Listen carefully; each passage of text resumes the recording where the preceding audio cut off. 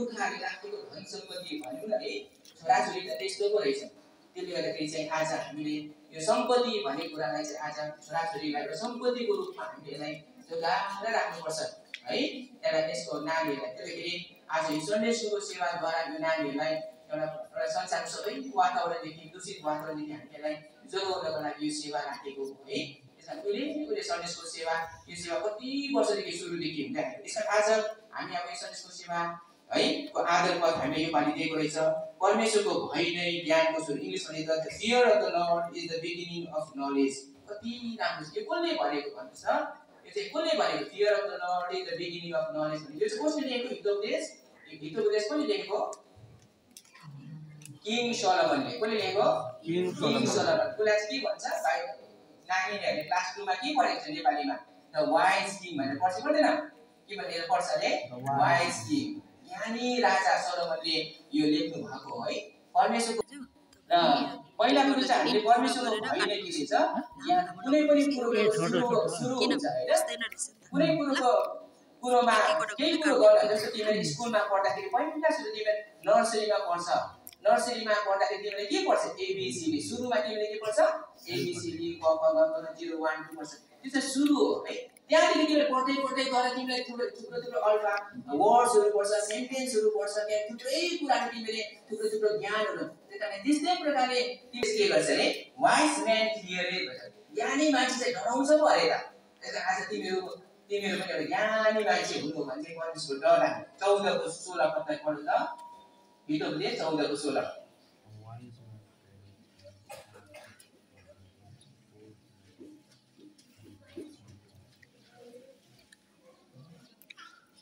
हितोपदेश 14 को 16। हैन? नेपालीमा पढ्नुपर्छ। नेपाली है।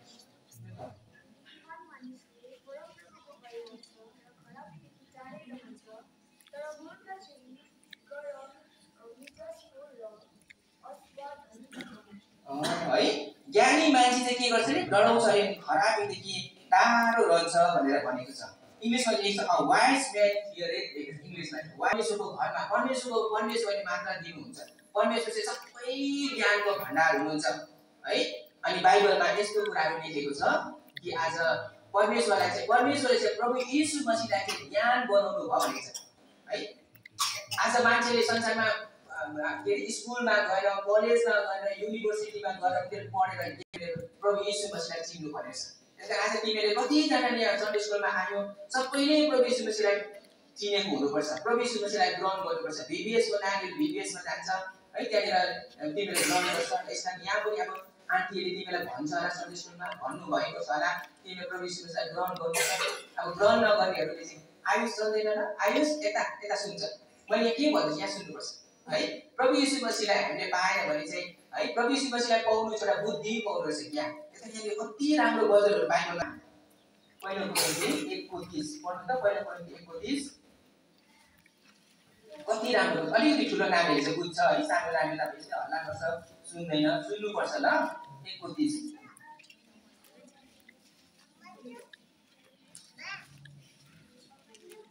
पहिलो कोरिन्थी 1:30।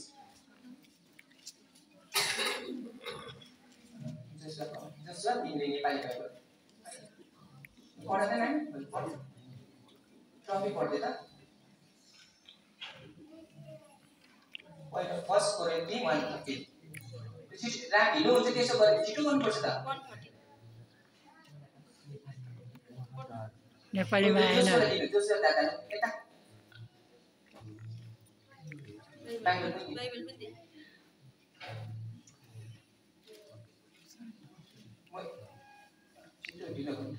तर उहाँद्वारा नै तिमीहरू ख्रीष्ट येशूमा छौ, जो परमेश्वरपट्टिबाट हाम्रा निम्ति बुद्धि, धर्मिता, पवित्रता र छुटकारा ठहरिनु भएको छ।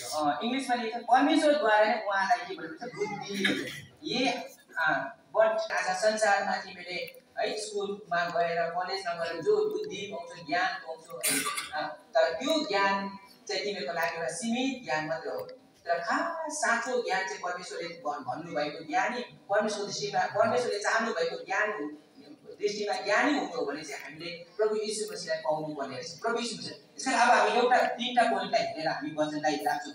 अब यहाँ चाहिँ what is the meaning of fear of the lord. परमेश्वरको डर गर्नु हो, घमण्ड, हत्यापना, खराब चाल र टेढामेढा बोल्ने मुखलाई म घृणा गर्दछु।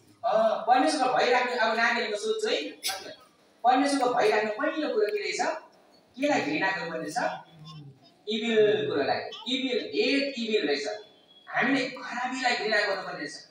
त्यसैकारण आज है हामीले आज हाम्रो मनमा है हामीले खराबीलाई घृणा गर्नु खराबी चाहिँ के कुरा हो खराबी चाहिँ एक्चुअली भन्यो भने चाहिँ हाम्रो हृदयमा चाहिँ के छ सब प्रकारको खराबीले भनेको त्यसैकारण आज हामीले चाहिँ पहिला कुरो चाहिँ हामीले परमेश्वरको भय राख्नु भने चाहिँ के रहेछ हाम्रो जीवनबाट खराबीलाई चाहिँ हामीले हटाउनु पर्छ।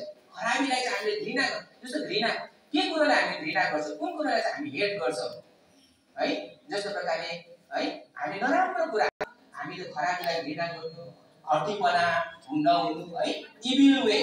अब बाइबलमा हामीले एउटा मान्छे देख्छौँ नि होइन लुका 16 अध्यायमा के एउटा धनी मान्छेको कुरा गरेको छ एउटा लाजरस भन्ने धनी त्यो धनी मान्छे कि आज त्यसले पढेको थिएन होला र है त्यसले कति पढेको थिएन कति ज्ञान आता भन्दै चितोउनु पर्यो। त्यसैले हेर्नुहोस् न अनि त्यसकै उतापट्टि वचन लुका 16 अध्याय कतातिर भन्छ एउटा चाहिँ भन्छ यङ रिच रुलर भन्छ एउटा धनी ज्ञानी केटा त्यो पनि के भयो उसको धन सम्पत्ति यति थुप्रो थियो उसले भन्छ उसले प्रभु यीशुले हे गुरु मैले असल के भन्छ मैले अनन्त जीवन पाउनको लागि चाहिँ मैले के गर्नुपर्छ भनेर उसले सोध्छ। उसको धन सम्पत्ति लिँदाखेरि उता के भएन उसले त्यति ज्ञानी यति राम्रो केटा उता ऊ पनि नरकको भागी नै भयो। प्रभुले भन्नुभयो तेरो धन अहिले अनन्त जीवन पाउनु भने चाहिँ तैँले आफ्नो धन सम्पत्ति बेचेर मेरो पछि लाग भन्दा चाहिँ उता उसले आफ्नो धन सम्पत्ति गर्दा उता दुःखी भयो भन्छ है कति दुःख लाग्दो कुरा है। त्यही कारण संसारको ज्ञान बुद्धिले चाहिँ हामीलाई है हामी राम्रो मान्छे त बन्नु के गर्छ अन्त